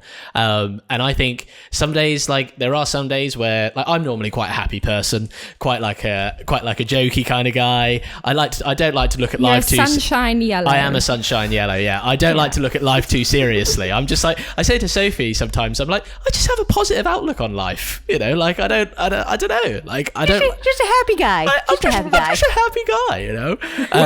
And I think, but there are days like sometimes where I'm like, oh, I've got to do the pod and like what we're going to talk about, or like I don't like what I'm talking about, right?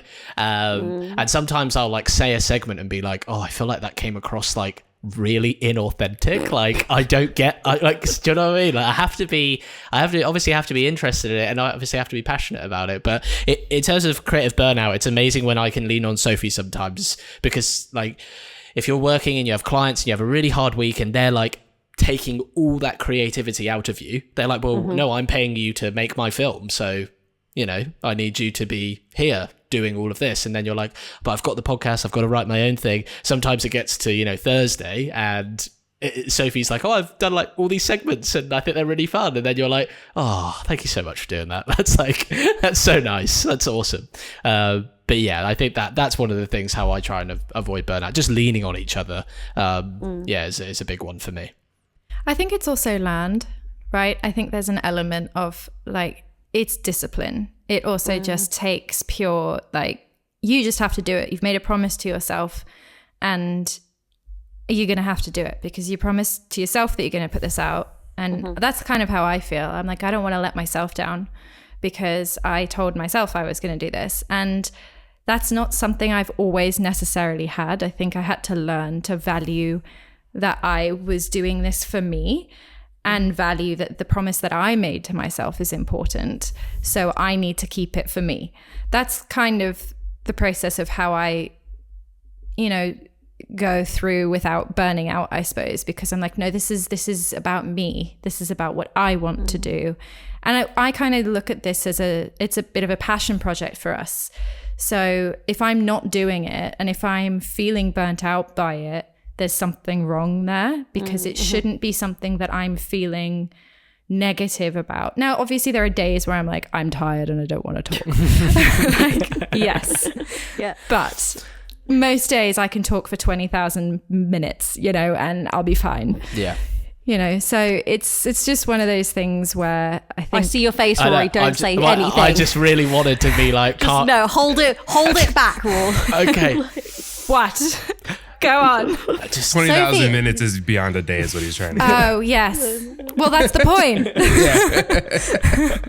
I thought you were getting at the fact that Soph just talks. I was going to be like, I'm definitely running that episode through AutoCut. Like, I'm not even going to sit and watch that episode. It's just me. That's what it will be. That's it. Yeah. When I view this, like, when I talk about this sort of topic about, bringing the energy and so on and so forth and making a promise to yourself and making a promise to your viewers, it reminds me of, the 3 C's of, I don't even know where I heard this from, but it's been something I've heard, right? Like consistency, content, and community. Yeah. Right. And consistency is the most important part. Yeah. Of that. If you're publishing on a consistent basis, and it doesn't have to be like every Friday at 3 p.m. It's just consistent flow. Like every week or two, you have something coming out and people can count on that. Yeah. That builds your audience and your follower base naturally. Because as you're more consistent, the platforms push your content and people that have viewed your content before, word of mouth and blah, blah, blah. And then the content itself has to be something that is niche enough for whatever your viewers want to listen to or want to consume, but also like fun enough for you to want to produce. Yeah. And then the community aspect, like I think Sophie said it, you create for yourself first. And I'm in the same boat. I don't create content just for my viewers. I create it for me. If it's something that I don't want to see, or if I don't want to put out there, or if I wouldn't want to watch, I'm not creating it. I don't care how much the audience wants it. If I don't want to do it for myself, I don't want to do it. Yeah. Because then you're not going to get the best version of me. You're going to get some like glib, pissed off version of me that's like, I don't want to be here, but you all are making me be here. And that sucks for everybody involved. Yeah. So I just don't do those things. Like, let some other person make that content. I'm going to do something that I care about. I'd love to see a video, Matt, where you start the episode like that. You go just off the top. I'm here for you lot. Okay. I'm not here for me. Yeah. I'm just not in the mood. I'm not in the mood. Angelica's going to take this one. Go on, off you go. I'm ready. No, I definitely get that though. Yeah. Definitely. So I also am interested in how you continue to come up with ideas. Like you've been doing it weekly for a number of months. Yeah, for half a year. I certainly feel this. I think it's hard sometimes, like a mental block around like ideas for what to talk about. And even if I can think of ideas, which ones are actually worth talking about? Like, do I want to talk about like the tech of tracking rats around New York? Yeah, but like, do other people want to talk about that and hear me talk about that? No, maybe not. Well, I don't know. I was kind of interested. That sounds kind of fun. Okay. Yeah. Talk about the Rattus norvegus. What is Don't know what that is. It Super is rats. a type Super of rat native to Norway that came and habituated New York. Wow. Spread. Wow. Yeah. What don't they say? There's always a rat within 10 feet of you. Love it. Especially That or a rat Norwegian of the rats. sky. There. I know, right? Yeah. Don't even get me started on Norwegian See, rats. but you've not run out of ideas here, but it interested you to talk about that. So I would say talk about that. You know, it's interesting. I found it interesting when you mentioned that. I know you meant it as a joke, but like, I was like, that's kind of interesting. It's kind of weird and kind of wacky. Quite and funky. I like kind it. of interesting. Yeah. I want to know Animal more. tracking. But this is what, I mean, you've kind of answered my question and you've exposed how I think about it, which is I just put it out in the world. Matt will get this. I'll Slack or I'll be like, hey, I think we should talk about this. What do you think? And then it'll start as a joke of an idea, which most of my ideas do start as a joke of an idea. Like, wow, wouldn't it be funny if I got my best friends on the podcast? And then it evolves to something that hopefully is quite interesting. So actually, I've answered my own question. That's the way I do it. I think of random ideas and then I ask other people if they find it interesting. And if they do, I'm like, okay, I should invest more time in framing this and thinking about it. How do you do that? I actually, I totally get where you're coming from, where you're like, oh, what am I going to put out this week? Because sometimes the world just, it doesn't tell you that. Like sometimes you're just waiting for an interesting story to crop up and then you're like, oh, okay, that actually reminds me of this. Like it's funny, last week we put out an episode where we had that, didn't we, Sophie? We were like, there's nothing really that's like exciting us at the moment in our space and like we're not really sure what to talk about. So we just did a Q&A. Basically, where we asked each other 5 questions about various things in the industry. It didn't do too well. Surprise. Interesting. It didn't, did it? But that's a learning. Yeah. Yeah. So that's a good thing. But yes, sorry, I interrupted you, Rory. I'm good at doing that. I'm just saying. Oh, you're the best. Yeah. I'm just saying though. Like, even at times when like you're like, like a Q&A is what we had to resort to last week. We kind of didn't want to, and it was the first time we'd ever done that in 6 months. We always like to find something to talk about, normally 2 or 3 segments for the episode. But it's interesting because normally our audience like when we do the longer stuff where we have like those subject matters and then we talk about them, but the Q&A one, they didn't vibe with it as much. No, they didn't like the long video, but it worked really well on short cut downs, which makes sense because it's a full thought in a short amount of time as opposed to the other way. So it's just that was just something interesting that we learnt about that episode. But I think it comes from like I said at the very beginning, the way that this podcast started for us was the conversations that we were having regardless. So the only difference is we've now got a mic and some lights and a camera and a laptop that's recording all of this. These conversations would be had between Rory and myself whether that was there or not. So it's not necessarily hard for us to find things to talk about. It's hard not to repeat the same things. Oh, loads. Yeah, loads. And also not to be too negative. Like we find sometimes that's a thing where we're like, we just, complain about elements of our industry. And then I'm like, but what if someone's young and they're listening and we're just crushing all their dreams? Yeah. Being like, get out now, run. We've done that too here on Fall Through. Like, I mean, everything that we've been talking about in this episode about branding and finding content and blah, blah, blah, all this stuff, like we've been through on Fall Through too, because we also started in January 2025 we recorded in December 2024, but whatever, we started shipping in the new year. So we're about the same age. And it's funny too, because we had one idea for the brand and what we wanted to do for content. And then we pivoted and then we pivoted slightly again. And we're just like, we want to just focus on nuanced conversations that are related to technology, and because if you go too niche, you run out of your content very quickly, especially when you're talking about like tech and the programming languages. Like they don't evolve as fast as you can make episodes for them. Yeah. So we wanted to broaden up. But then our we also had episodes where we were negative too. We were like ripping apart some parts of the industry. I've said some very hot, spicy takes. So did Chris, Chris, our producer and other co-host, like he said some stuff too. And we had our viewers like, I'm done listening to you all. We're leaving. I'm like, okay, good. You should leave. You should leave when the content is not what you want to listen to. And then there's other people that came in and they're like, oh, I like what you're talking about because you're the only one saying like how it really is. Yeah. So it's like, I'll swap those viewers out all day, 100%. For people that actually want to be here and like listen to the content. And I don't know, part of that is just growing as a brand and content creator. You have to just stand your ground, so to speak, and like kind of weather through those lulls and be like, yeah, I'm gonna stand on business, right? That's the that's the phrase that we used to use nowadays. I'm gonna stand on business and do it. And you'll be surprised. There will be returns from it. Yeah, 100%. Yeah. Honestly, not that I want to pick favorites, but I'm going to. I feel like one of the things that I love about Fall Through as a podcast is that we can be so expansive and really dig into all sorts of areas of tech. I mean, we're talking about media right now. We're talking about film, television. We started talking about software engineering, whereas the previous podcast that I was in for a number of years, Go Time, which is brilliant. I love it. Thank you very much for letting me babble for 3 years.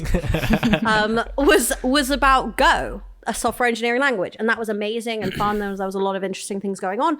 But I did, and I know many of the other hosts struggle with thinking of content with the idea that it had to be Go based. And we found ourselves talking about general tech ideas, things happening in the industry, and then almost like shoehorning Go in.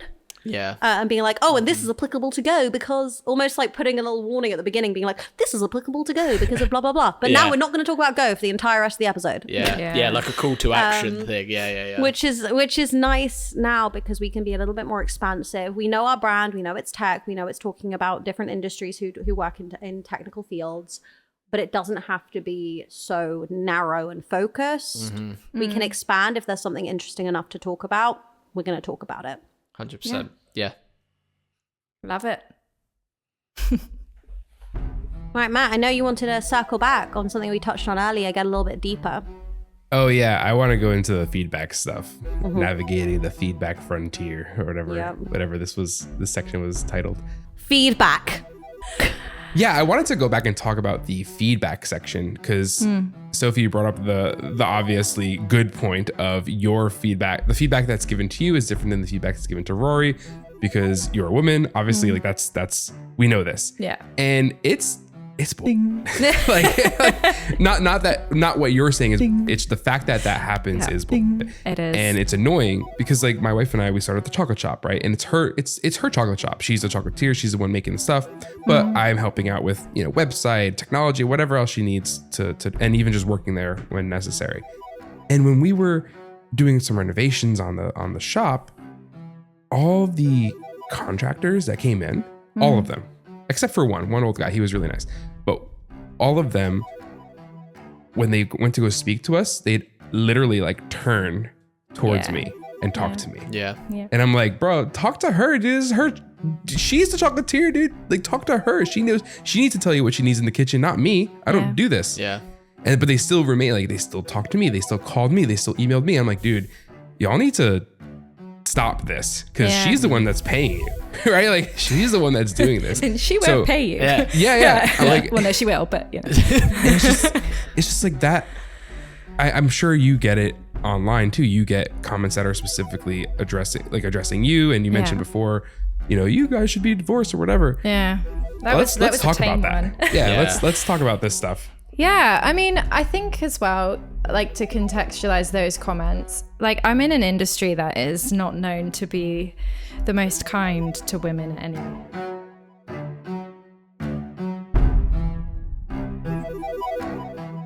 We are nearing the end of our podcast, but we do have one area that we wanted to explore with you. Okay. Which is, we've spent a lot of time talking about the media couple, but we mentioned at the beginning, you roll a whole production company together. Yeah. So what's AFGP? What even is that? And how do you balance it with doing the podcast? You're asking the where good to begin? questions. Yeah, we don't. No, I'm joking. Well, kind of. Go on, Rory. Well, AFGP is A Few Good Productions. That's our video production company, where we specialize in documentaries, short form primarily, and advertising. We direct, we edit, we produce, we do the whole thing from creation, sort of ideation, all the way through to final delivery. And we've been doing it for about 6 years. And I'll be honest, one of the things why we started the Media Couple was to actually help the business. We started it in a way of what's a good way to market ourselves as sort of experts in the space of film production. And what we also thought, which we hope one day will come sort of to head, is we were like, we're pitching brands, right, and being like, oh, if you come to us, we can create video content that helps grow your brand. That's what we can do. So we were like, oh, wouldn't it be great if we already grew a brand ourselves? And that way we can go to people and be like, oh, well, we've grown our own brand. We could do the same for you. And we've already been creating content like that for over a decade. And we've now created our own. So it was almost like sort of... Two-pronged. Yeah, a two-pronged approach. Yeah, of being like, we've created our own brand. We've done it for others. Now we can do it for you. Yeah. Let's go make some cool content. Yeah. Yeah, and Rory is the director and editor, and I do all the production on it. But yeah, so we've been doing that for 6 years now. I started that, brilliant timing when we started that, November 2019. So the first year of our business was quite challenging. It was just a barrel of laughs. It was. March 2020 was a really interesting time in our house. Yeah. But we got through that. So I think if we can get through COVID with a brand new business, we can get through near enough anything. Yeah. Yeah. I mean, what was cool about with the COVID stuff is that we got through it, and then we started to be like, oh, this is really great. We're starting to like win work and like starting to grow. And then like, we were just excited, you know, we were winning work. And then sometimes on the pod, we'll talk about the work we're doing. We'll talk about the wins, the losses. We've had questions about that, about what it's like to pitch and what it's like to win work, and how do you get over losing it and being like, well, I thought my idea was really good, and it's like, yeah, it didn't get picked, and that doesn't mean you're bad, and it doesn't mean your idea is bad. It's okay. There's always something else. But yeah, I mean, in terms of balancing it, we just... sometimes it's a bit of give and take. We always try and honor the podcast and always try and honor the timelines we've set ourselves. But sometimes AFGP, it does come in. And first. It does come first, yeah, because... it keeps the roof over our head. Exactly. Keeps the podcast microphone on. Yeah. Yeah. Oh, wait, you so like that, didn't you? that You one. like that, didn't you? Write that down. Clip it up. I know. But yeah, it's something that, and that's still something that we're trying to grow, right? We're nowhere near where we want the business to be. We want the business to be far bigger than Sophie and I one day. But we learned a lot from that business, and I think which we took into the podcast, especially around branding, positioning, and marketing. That was something, although obviously different spaces, our business is B2B and the podcast is B2C. So it's, definitely different in the tactics and strategies that you employ. But the failing fast and failing forward is sort of what I think was the key learning for us that we took into the podcast. So yeah. It seems like you have like roles for each other, which is good, because I know a lot of people, maybe this is my unpopular opinion, I don't know, but a lot of people are like, roles in a marriage are bad and gender roles, this, that. I'm like, no, they're actually good. So like my wife and I do have different roles in the house, in our relationship or whatever, and it's amazing. Not to say like, oh, women do this, man do that. Like, no, but having defined roles, and don't be wrong, we you share and you swap every now and then depending on what the moment calls for. But same thing here in Fall Through, right? We all have different roles on this podcast. Like Chris is producer focusing on editing, Angelica's producing, focusing on like kind of inbound, getting people on the show, but also co-hosting. I'm more hosting and also helping with inbound. Like we have our roles and it works really well. That way you don't get the sort of burden of context switching too much and like getting burnt out. And I like to see that you both are doing a similar thing where we have your own roles and you know what to do. And I think it helps both in the relationship and in the business. 100%. Yeah. Totally. And I know I can't do what Rory does, and Rory knows he can't do what I do. So 100%. there you go. 100%. But also having that awareness of knowing that, you know, I'm never going to be an editor as good as Rory. Like I'm just not. And why am I going to sit here and try and tell him how to do his job when I don't know how to do it myself? But you still do, obviously. Well, yeah, fair.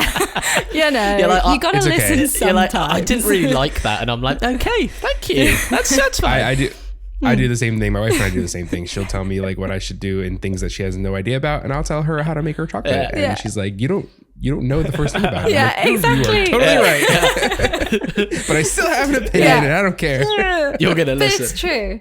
I think it also takes a certain personality. Rory is a very patient person, and I am a kind of, as I said before, like go into something very quickly. So I kind of pull him along and he kind of grounds me. That's kind of our roles, I think, just generally in life. Yeah.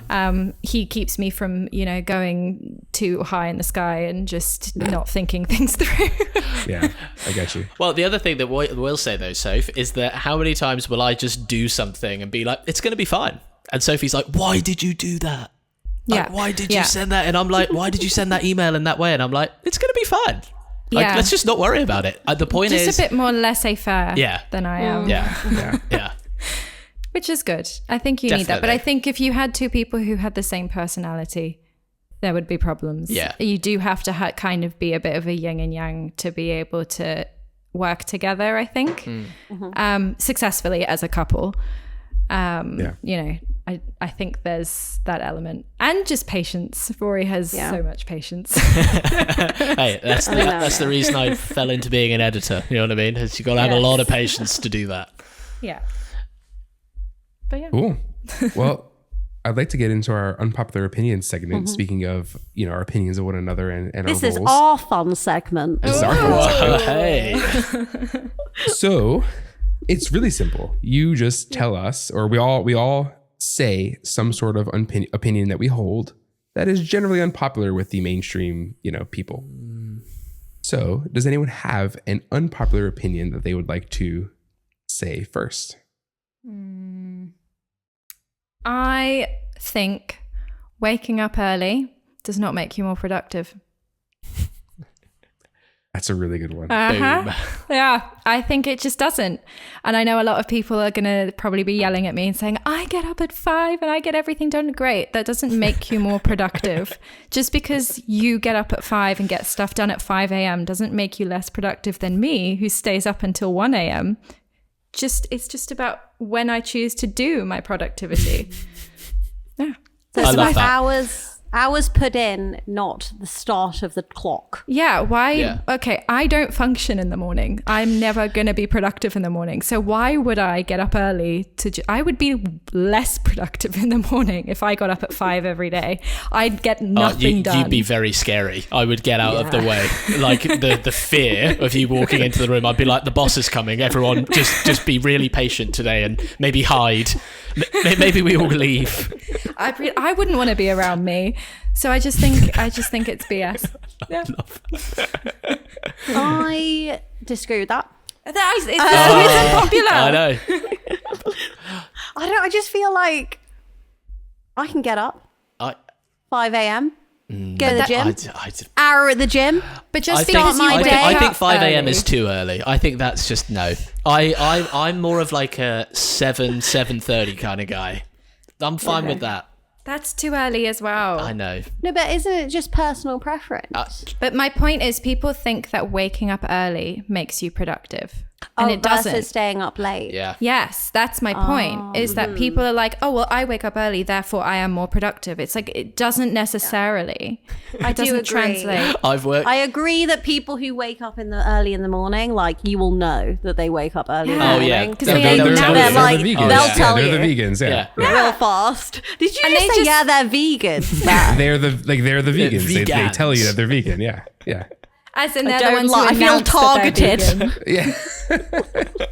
Yeah, it's true. targeted I right agree now. with that. I think they will tell you like, oh yeah, I wake up early and I just do all this. It's like, great, you've chosen to do your stuff before 9 a.m. or whatever. Precisely. Good job. I've chosen to do my stuff over here. Yeah. I've time shifted it for my schedule. Yeah. Like, don't get me wrong, I have since been waking up earlier because it's more beneficial for my schedule because most of my colleagues are West Coast time. So my first meeting is like noon.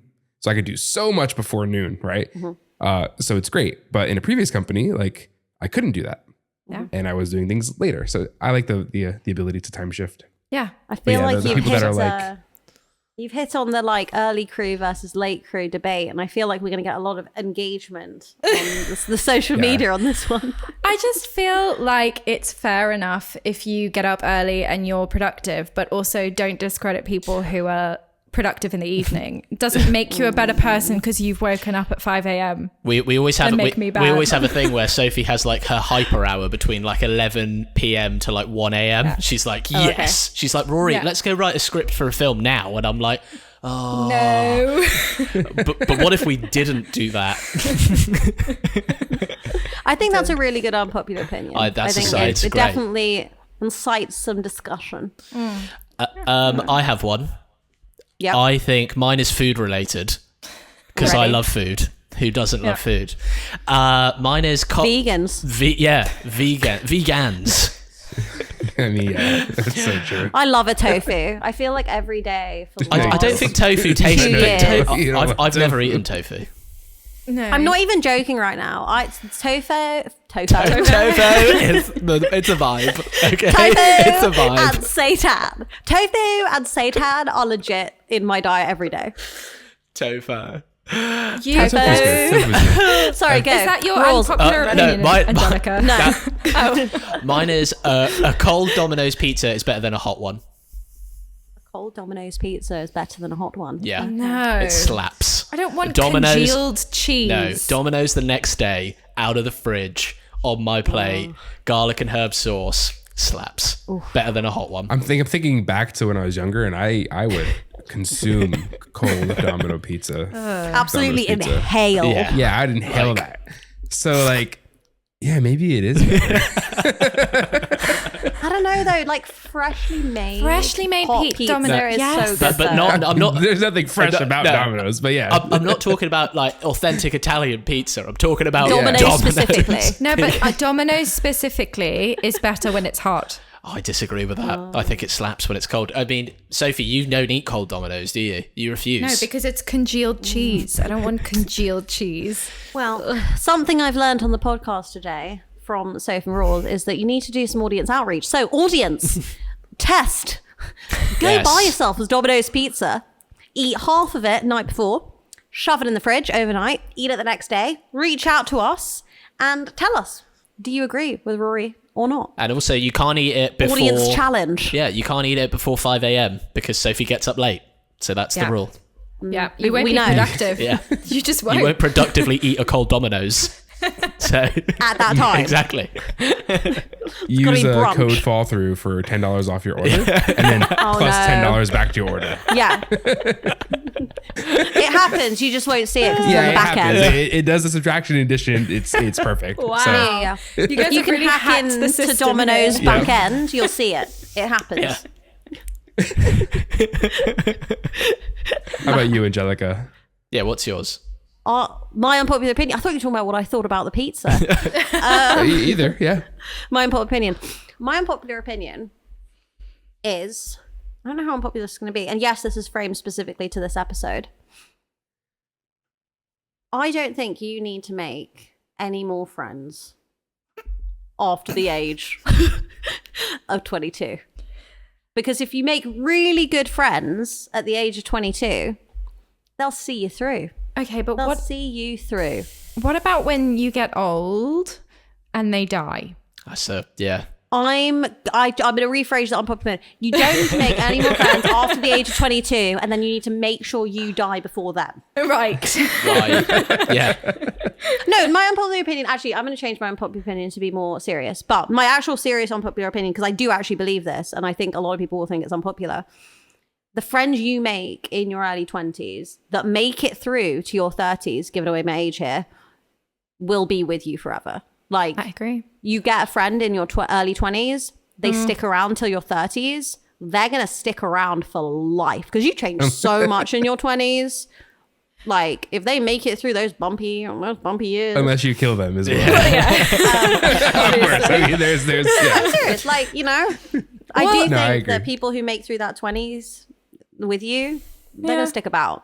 What Yeah. if they say something like, if you are friends for more than 8 years or something like that, statistically, the likelihood of you being friends for life is significantly quite high. higher than if you before then. Oh, it could be 8 or 7 years or something like that. Maybe it might be 7 years, which might be the 7-year itch. That could make sense. You could be onto something there. Could be on some, could not be. I could be totally wrong. Could be too. wrong. You know, someone fact check me. But yeah, I agree. I agree with that as well. Yeah, I definitely agree. I think about my life. Yeah, the friends I've met in my 20s. Definitely, and I could see myself about. being friends with them forever. It would be weird not to have them in my life post 30. Yeah. Yeah. If they've seen you through all that era, which is not to say, to be clear, not to say friends you make in your 30s don't stick around for life, but I just think it's different. Yeah. I feel like you change so much in your 20s that they need to really like every side of you Yeah. Yeah, to stick about. Yeah. this is true. I like this. That was a good unpopular my- opinion. That was actually quite That popular. was actually a popular one, I'd say. Yeah. I liked that. I don't know. I've met people who I've met people who get very confused when I talk about like, oh, who's your best friend? I say who my best friends are.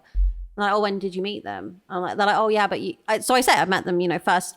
I'm talking about you. Oh, shut up. I met them in the first year of university, but then, which is a valid point. They say, okay, but you moved Yeah. So like right after. So when do you actually see them? I'm like, well, it doesn't matter. yeah, it doesn't matter when we see. Well, I mean, I met my best friend and my husband at university, and they're still here. Sorry, I'm not your husband. Right, you're two separate Best people. friend and your go. Yeah, cool. I just wanted to make that so clear to the listeners. So maybe we're the wrong audience to check whether or not this is an unpopular opinion. Because Yeah, probably. yeah. We all make friendships for life. Okay, Yeah. Matt, I'm ready. Have you got an unpopular opinion for us to close out the show? Of course I have an unpopular opinion. I shouldn't Of even- course I do. Yeah, you don't have to ask me. Of course I have one. Go on. Okay. I firmly believe this. Most companies don't either have a product or know what their product is. Mic drop, I'm done. Right, you're gonna no. You've You're gotta- gonna have you've gotta to. You're gonna expand have on to that, expand on this. I think most companies that exist don't have a product. And what I mean by that is, sure, they're probably selling something, but it's not actually like a product that differentiates their business in any way or a product they even make. Right? They're either like reselling something that's produced by others, so they're just one of another distribution center, so there's no product there. Or in the tech space, they don't actually make anything. They just threw some code together that's like some slop clone of something else. And they're like, look at me. I'm like, look at Uber and look at Lyft and all these other copycats. What is your product? You don't have a product. You're linking two things together and you're calling it value, but it's not. There's no value there. Yeah. Like you're just increasing costs on both sides. That's what you're doing. You're actually a hindrance in the industry. You're not innovative or have a product. And then look at like Spotify. Is it Spotify the music one? Yeah. Yeah. Look at Spotify. The people, they don't even know what their product is. Open the app. Open that app and tell me what the product is, because it's garbage. So I firmly believe that companies don't either have a product or they don't know what it is. Right. Yeah, I see where you're going with that. And I think it's kind of along the lines of most businesses in the US or the UK, or they take their products from other countries where they're made and then they repackage them and sell them on as something else, right? So most businesses that we know, that we interact with, are actually marketing businesses at its core. And the product stuff, where they actually make the stuff, unless, hang on, your wife though makes the chocolate, she has a product. Yeah. So I would argue that food-based probably has a product, because you're literally making it there, and especially if you're growing it there. But I get what you're saying in terms of like physical things, like I bought these from Apple, but realistically these weren't made by. But at least that's a product that Apple knows they sell. Like that is something they put it on the shelf for or the proverbial shelf for a reason, right? Yeah. They sell that product and they know what it is because they know like, oh, our users need headphones to listen to things on their phones. Most companies they don't even know. They don't even know what their users are doing with their products. They don't even know what they're even selling sometimes. They're just throwing something up there and being like, yep, we have that too. It's like, do you even know if people want this thing? Do you even know if it's doing well? Are you understanding your users, or are you just throwing something up and hoping that it sticks? Well, yeah. Because I fear for those companies that are like riding trend waves, trying to like jump on board and say, yeah, me too, me too, me too. Like, what is your value prop? What is your product? Can you point to your product and show me what it is? Right? Like, you're a production company, so you can show me what your product is. You can be like, hey, my product is making these wonderful videos for your organizations. That's my product. Yeah. You know, or like Apple, like the phone is the product. This is what I have. This is the product, and it doesn't have to be tangible, right? Because technically, your video is not a tangible thing; it's a digital thing, right? It's service more than it is service. a product. Yeah. It's a service. Yeah. But most companies can't point to that. You know, they can't be like, yeah, that's the product that we sell, and here's why we sell it, and we don't even know it. You know, they don't even let their employees even know like what their product is or use it or understand their users. So that's my unpopular opinion. Fair enough. Solid one. Nice. What do you think of that, Angelica? What do you think? Yeah. Solid unpopular opinion. Yeah. Angelica's like, I feel as like a we've PM. had I mean, we already did our PM versus Yeah. TPM versus. I feel like we can do a whole podcast episode. As the product I feel like we've manager. as a technical Yeah. product manager. Don't you forget my technical title. Don't miss the Do you know, tech. it's funny. It's funny that you call yourself a PM in your space, because in our space, I am also called a PM. Yeah. But they are so vastly different. So different. Because I'm a production manager and you're the product manager. But it's just so interesting to hear you guys talk about it in that same way. And I'm like, no. They are very, very different jobs. Yeah, we don't do the same If thing. you're interested, in all the P's, we did an episode about this. We actually did not cover production management. Wow. We did project, product, technical product, and program management. You didn't It was all about the P's. You didn't talk about production management. I'm disappointed. We didn't have the expertise. So, I mean, if Sophie. you want to come on again, I mean, this has been, in my opinion, an absolute blast. So if you want to come in, we can have some return guest action. Well, listen, I know everything there is to know. She about does. everything. She's the master. I know yeah, everything. it actually means production master, not manager. Yeah. Oh, got it. Yeah. Well, this has been an absolute pleasure, truly. It's a rare treat to be able to talk to you all. Thanks for Thank having you. And I include you, Matt, in that. It's a rare treat I didn't that I doubt enjoy it. that I enjoy regularly. Yeah.